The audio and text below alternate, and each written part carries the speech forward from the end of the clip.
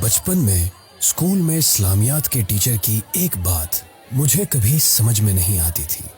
وہ اکثر کہا کرتے تھے کہ خوشی اور غمی کا تعلق حالات سے نہیں بلکہ سوچ سے ہوتا ہے۔ اس بات کا مطلب مجھے پچھلے ہفتے سمجھ آیا جب میں اپنی مصیبتوں کی لسٹ لے کر ایک بزرگ کے پاس پہنچا۔ بزرگ نے پوچھا کیسے آنا ہوا؟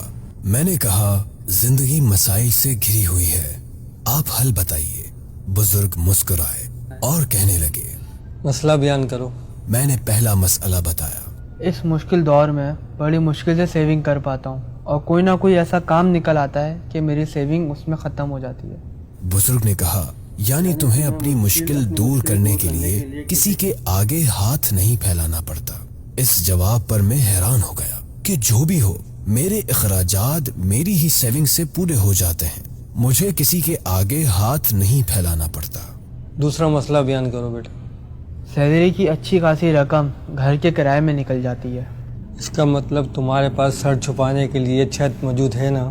یہ بات سن کر حیرت سے میری آنکھیں پھٹ پڑی کہ میں نے یہ تو کبھی سوچا ہی نہیں کہ اس دنیا میں کتنے لوگوں کے پاس سر چھپانے کے لیے چھت بھی نہیں ہوتی۔ تیسرا مسئلہ بیان کرو بیٹا۔ حضرت ہر مہینے گیس، بجلی، پانی، پیٹرول کا اچھا خاصا ٹیکس ادا کرنا پڑتا ہے۔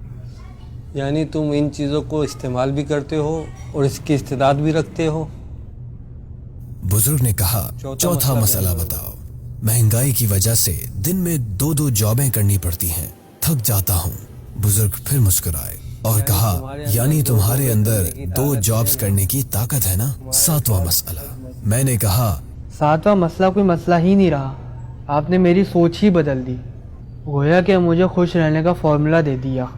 بزرگ نے قرآن کی آیت پڑھی لا یکلف اللہ نفسا الا وسعها۔